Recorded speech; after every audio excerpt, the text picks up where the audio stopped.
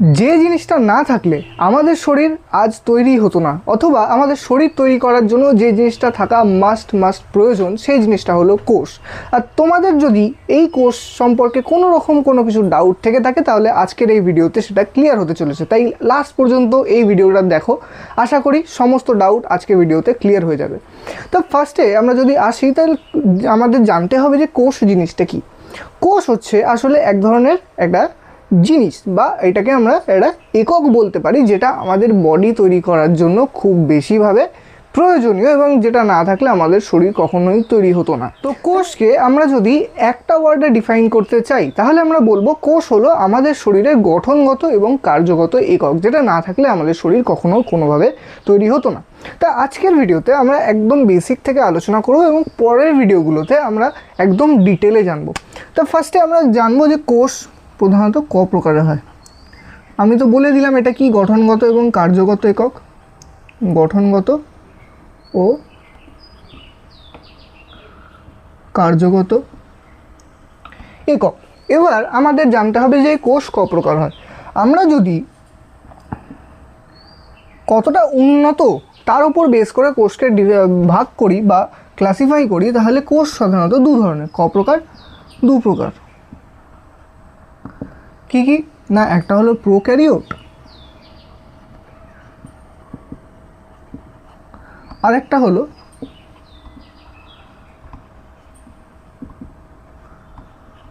Eukaryote. তো prokaryote আর eukaryote কাকে বলা হয়, এটা কার উপর বেস করে করা হয়, এটা কতটা উন্নতির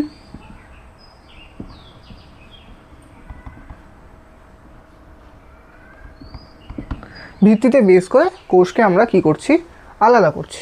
তাহলে প্রোক্যারিওট কাকে বলবো? প্রোক্যারিওট, এইখানে এই যে ক্যারিওট ওয়ার্ডটা, এই ক্যারিওট ওয়ার্ডটা বোঝাচ্ছে হচ্ছে কোষকে। আর প্রো কথার অর্থ হলো পুরনো। সেমভাবে ইউক্যারিওটের ইউ মানে হচ্ছে নতুন বা নবীন বা উন্নত আমরা বলতে পারি। তাই এইখানে এই পুরনো আর নতুনের মধ্যে বোঝাতেটা কী চাইছে, আমি একটা টিভির উদাহরণ দিই। আগেকার জামানায় টিভি কীরকম হতো, একটা সিআরটি মনিটর মতো দেখতে ডাব্বাওয়ালা টিভি হতো, যার মধ্যে শুধুমাত্র কিছু কেবল চ্যানেলসই দেখা যেত। কিন্তু বর্তমান সময় কি হয়েছে, স্মার্ট টিভি এসছে, এবং স্মার্ট টিভির মধ্যে আমরা কী করতে পারি, আমরা যেমন আমাদের ইচ্ছা মতো বিভিন্ন ধরনের আলাদা আলাদা কেবল চ্যানেলস দেখতে পাই, তার সাথে সাথে আমরা YouTube, Amazon prime, Netflix, Hotstar, আলাদা আলাদা সমস্ত কিছু জিনিসই আমরা দেখতে পাই তার মধ্যে। কেন দেখতে পাই? কারণ এখনকার যে স্মার্ট টিভিগুলো, সেই স্মার্ট টিভিগুলো অনেক বেশি উন্নত আগেকার থেকে। আগেকার টিভিগুলো অত বেশি উন্নত ছিল না, তাই জন্য এই ধরনের যে অ্যাপসগুলো বা ওটিটি প্ল্যাটফর্মগুলো, সেগুলো তার মধ্যে চলা সম্ভব হতো না। তা আমি যদি কোষের কথা বলি, তাহলে এই কোষের মধ্যে বেসিক স্ট্রাকচার, যেমন শুধুমাত্র আমরা যদি দেখি, একটা কোষ পর্দা বা কোষ প্রাচীর থাকবে, একটা কোষ প্রাচীর থাকবে, এবং মাঝখানে নিউক্লিয়াস থাকবে, এবং এখানে জলীয় মাধ্যম হিসেবে একটা সাইটোপ্লাজম থাকবে। এটা হচ্ছে ওর বেসিক স্ট্রাকচার, এবং এর কাজও একদম বেসিক। কিন্তু আমরা যদি ইউক্যারিওটের দিকে তাকাই, তাহলে ইউক্যারিওটের মধ্যে প্রোক্যারিওটে যে স্ট্রাকচারগুলো ছিল সেগুলো তো থাকছেই, প্লাস ওর মধ্যে এমন কিছু ফিচার্স রয়েছে বা অঙ্গাণু রয়েছে, যেটা কিনা ইউক্যারিওটের বিশেষ ধরনের কিছু কাজ করতে হেল্প করে। তা এটা কিসের জন্য হয়? কারণ ইউক্যারিওটে কিছু কোষ অঙ্গাণু উপস্থিত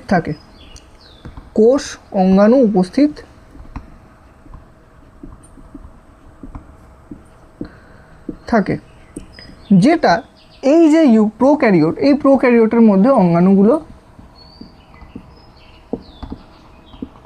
উপস্থিত থাকে না। তাই এইটা হলো আমাদের বেসিক ধারণা যে কোনটা প্রোক্যারিওটিক হয় এবং কোনটা ইউক্যারিওটিক হয়। প্রোক্যারিওটিকদের মধ্যে কারা কারা পড়ে? সাধারণত ব্যাকটেরিয়া পড়ে। আর ইউক্যারিওটিকের মধ্যে কি কি পড়ে? ইউক্যারিওটিককে আমরা যদি আরও আলাদাভাবে, বা আমরা এটাকে অনেক ভাগে ভাগ করতে পারি, যেমন প্রোটিস্টা, ফানজাই, যেটাকে আমরা ছত্রাক বলি, উদ্ভিদ কোষ এবং প্রাণী কোষে ভাগ করতে পারি। মেন আমরা কাজ করি হচ্ছে এই উদ্ভিদ কোষ এবং প্রাণী কোষ নিয়ে। তো উদ্ভিদ কোষ এবং প্রাণী কোষের মধ্যে পার্থক্যটা কি? উদ্ভিদ কোষের মধ্যে কোষ প্রাচীর উপস্থিত থাকে, আবার প্রাণী কোষের মধ্যে এই যে কোষ প্রাচীর সেটা কখনো উপস্থিত থাকে না। কেন থাকে না? কারণ আমরা জানি উদ্ভিদ অনেক বেশি শক্তপোক্ত জিনিস হয় এবং উদ্ভিদের যে বাইরের লেয়ারটা অনেক বেশি শক্ত, অনেক বেশি কঠিন, অনেক বেশি জড়ো হওয়ার জন্য উদ্ভিদ কোষে যদি কোনো কারণে কোষ প্রাচীর না থাকতো তাহলে সেই জড়তাটা সেটা প্রোভাইড করতে বা তৈরি করতে অক্ষম হতো। কিন্তু আমরা জানি প্রাণী কোষ আরও বেশি উন্নত উদ্ভিদ কোষের থেকে। তো প্রাণী কোষ যত বেশি উন্নত হবে তার তত বেশি ফ্লেক্সিবিলিটি দরকার হবে, কারণ তার আলাদা আলাদা আরও এক্সট্রা কাজ থাকে। তা প্রাণী কোষের মধ্যে যদি কোষ প্রাচীর উপস্থিত থাকতো তাহলে তার বডি বা আউটার স্ট্রাকচারটাও উদ্ভিদ কোষের মতো অনেকটা রিজিড হয়ে যেত। তা সেটা হওয়া উচিত না বা প্রয়োজন নেই, তাই জন্য প্রাণী কোষের মধ্যে কোষ প্রাচীর অনুপস্থিত থাকে। এরপর আমরা যদি কোষের মধ্যে কি কি উপস্থিত থাকে সেই জিনিসটা দেখতে যাই, তাহলে এরপরে আমরা দেখব যে কি কি থাকে কোষের মধ্যে।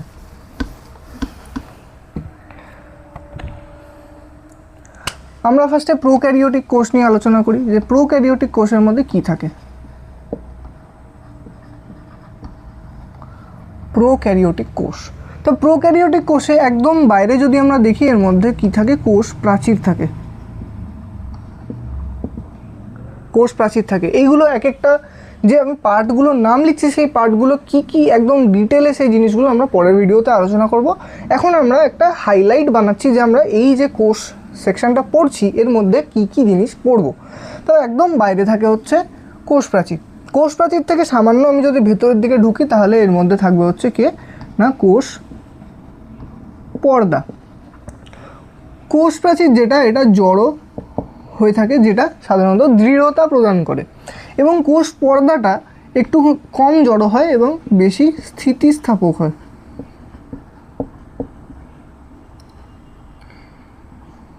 এবং এটাকে আমরা পোরাসও বলতে পারি। পোরাস মানে এর মধ্যে ছোট ছোট ছিদ্র অবস্থান করে যেটা বাইরের কোনো জিনিসকে ভেতরে আসতে এবং ভেতরের কোনো জিনিসকে বাইরে যেতে হেল্প করে। এটা হলো কোষ পর্দা। এটা এই যে পোর্শন কোষ প্রাচীর এবং কোষ পর্দা, এই দুটো জিনিস কোষের বাইরের যে লেয়ারটা সেটা তৈরি করে। মানে কোষের একটা যে বাউন্ডারি, এই যে বাউন্ডারি, এই বাউন্ডারিটা তৈরি করে কে? কোষ প্রাচীর এবং কোষ পর্দা, এই দুটো জিনিস মিলে। আচ্ছা, এর ভেতরে যদি আমি আসি তাহলে থাকবে হচ্ছে কি না সাইটোপ্লাজম। সাইটোপ্লাজম মানে কি? সাইটোপ্লাজম হচ্ছে কোষের ভেতরে থাকা একটা জেলি সদৃশ অংশ, যেটা কোষের মধ্যে উপস্থিত বিভিন্ন অঙ্গাণু, নিউক্লিয়াস, এই সমস্ত জিনিসপত্রকে ধরে রাখতে সাহায্য করে। এছাড়া থাকে একমাত্র অঙ্গাণু রাইবোজোম। এছাড়া থাকে হচ্ছে ডিএনএ, যেটাকে ক্রোমাটিনও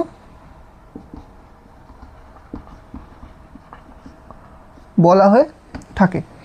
কিন্তু আমাদের একটা জিনিস মাথায় রাখতে হবে, ইউক্যারিওটের ক্ষেত্রে এই যে ডিএনএ বা ক্রোমাটিনটা সেটা থাকে হচ্ছে নিউক্লিয়াসের মধ্যে, এমনি জালক আকারে, বা এটাকে আমরা বিটস অন স্ট্রিং স্ট্রাকচারও অনেক সময় বলে থাকি, এটাকে আমরা ক্রোমাটিন তন্তু বলি।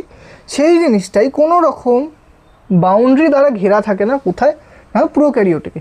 মানে আমি যদি এটাকে যদি আমি প্রোক্যারিওটিক ধরি আর এটাকে যদি আমি ইউক্যারিওটিক ধরি, তাহলে এর মধ্যে যে ডিএনএটা এটা খোলা অবস্থাতেই অবস্থান করবে, মানে এর বাইরে কোনো রকম লেয়ার থাকবে না।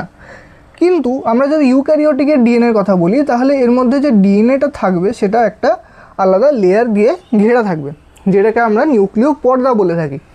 তা এটা হচ্ছে ডিফারেন্স। আচ্ছা, এবার আমরা যদি প্রোক্যারিওটিকের মধ্যে, এটা আমরা প্রোক্যারিওটিক দেখলাম, একদম বাইরে কি থাকে? কোষ প্রাচীর থাকে, কোষ পর্দা থাকে, সাইটোপ্লাজম থাকে, রাইবোজোম থাকে এবং ডিএনএ থাকে। এটা হলো মেইন স্ট্রাকচার। আরও ডিটেলে আমরা যাব পরে। আর আমরা যদি ইউক্যারিওটিকে আসি,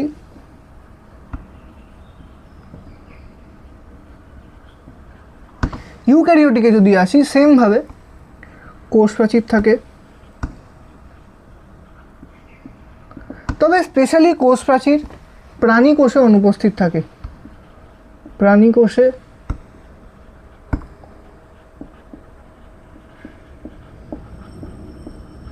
অনুপস্থিত থাকে।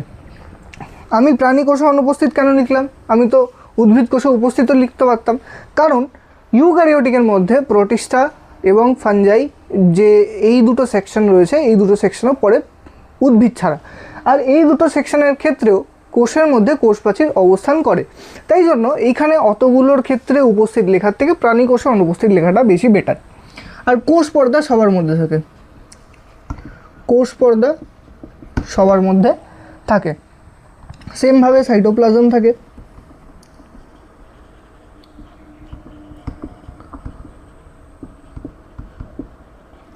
সাইটোপ্লাজম থাকে, নিউক্লিয়াস থাকে যার মধ্যে কি অবস্থান করে? ডিএনএ অবস্থান করে। নিউক্লিয়াস থাকে যার মধ্যে কি? ডিএনএ অবস্থান করে। এছাড়া থাকে বিভিন্ন ধরনের কোষীয় অঙ্গাণু।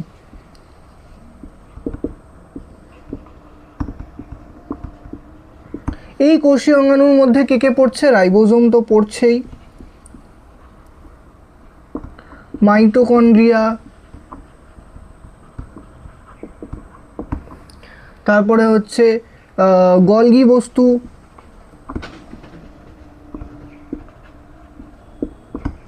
এন্ডোপ্লাজমীয় জালিকা,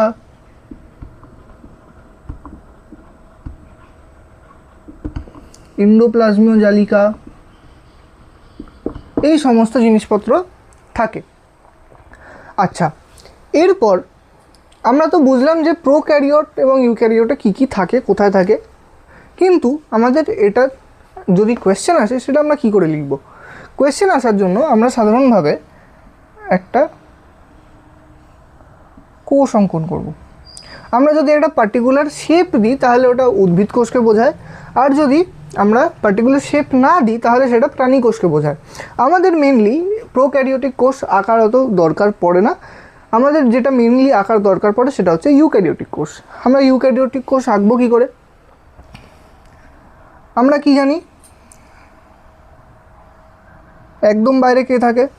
একদম বাইরে থাকে হচ্ছে আমাদের কোষ প্রাচীর। তাহলে এটা আমি মার্ক করে দিলাম, এটা হলো কোষ প্রাচীর।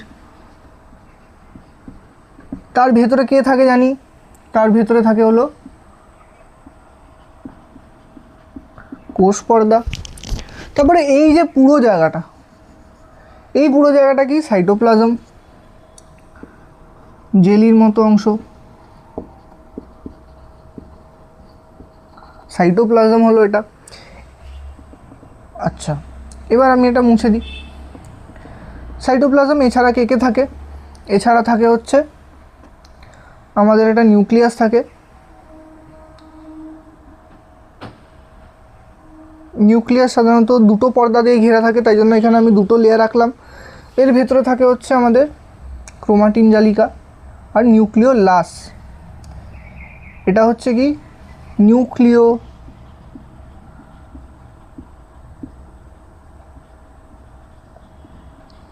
নিউক্লিওলাস। এটা হচ্ছে নিউক্লিয়াস, নামের মধ্যে কিন্তু যেন না গুলায়। যেটা বড়টা সেটা হচ্ছে নিউক্লিয়াস, আর যেটা ছোট সেটা হচ্ছে নিউক্লিওলাস, নিউক্লিয়াস। এর ভেতরে কে থাকছে? ক্রোমাটিন জালিকা। কে?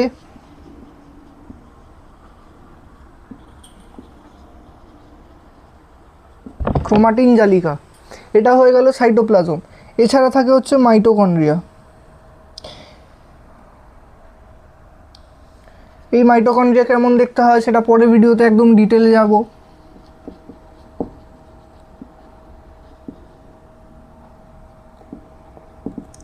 মাইটোকন্ড্রিয়া নিউক্লিয়াসের একদম গা বেয়ে বেরায় হচ্ছে আমাদের এন্ডোপ্লাজমীয় জালিকা। এটা আমি ছোট করে ER বা এন্ডোপ্লাজমিক রেটিকুলাম লিখলাম। ইংলিশে এটাকে এন্ডোপ্লাজমিক রেটিকুলাম বলে, আর বাংলায় এটাকে বলা হয় হচ্ছে এন্ডোপ্লাজমিক জালিকা। আর এই যে এন্ডোপ্লাজমীয় জালিকা, তার একদম কাছে থাকে হচ্ছে আমাদের এমনি লেয়ার বিশিষ্ট গলগি বস্তু।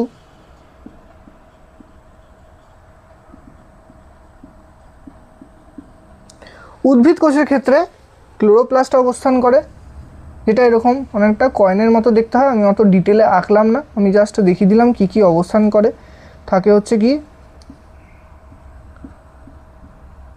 ক্লোরোপ্লাস্ট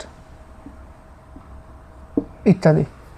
এরকম সেম জিনিসটা আমরা একটা প্রাণী কোষের ক্ষেত্রেও রাখতে পারবো। সাধারণত এরকম একটা গোল সাইন দিয়ে ভেতরে যা সাইন থাকবে সব কিছু থাকবে, খালি এইটা কোষ প্রাচীরটা থাকবে না এর জন্য, আর এই ক্লোরোপ্লাস্টটা থাকবেন না এর জন্য।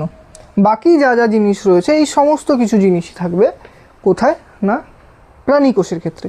তো প্রাণী কোষ উদ্ভিদ কোষ পুরোপুরি সেম, খালি আমাদের মাথায় রাখতে হবে প্রাণী কোষের মধ্যে কোষ প্রাচীর থাকে না, আর থাকে না কে না ক্লোরোপ্লাস্ট। তা আমাদের এই বেসিক ধারণাটা আমাদের একদম থাকা জরুরি, কারণ আমরা যখন এরপরে এই যে পার্টগুলো কোষ প্রাচীর, কোষ পর্দা, এন্ডোপ্লাজমিক জালিকা, হেনা তেনা এই সমস্ত জিনিস নিয়ে একদম ডিটেলে পড়বো, তখন আমাদের জানা দরকার হবে যে কোন জিনিসটা কোথায় অবস্থান করছে। তা এটা হলো আমাদের একদম বেসিক আইডিয়া। এই বেসিক আইডিয়াটা তোমাদের জন্য খুব বেশি ইম্পর্টেন্ট। তোমাদের যদি কোনো রকম ডাউট থেকে থাকে তোমরা অবশ্যই কমেন্টে জানাতে পারো। আর যদি সেশনটা ভালো লেগে থাকে অবশ্যই লাইক করো, আর যদি চ্যানেলে নতুন হয়ে থাকো অবশ্যই সাবস্ক্রাইব করেই যেও, কারণ এরপরে যে ভিডিওগুলো আসছে সেগুলো আরও বেশি ডিটেলড এবং তোমাদের জন্য আরও বেশি হেল্পফুল হতে চলেছে। তো আজকের জন্য থ্যাংক ইউ, টাটা।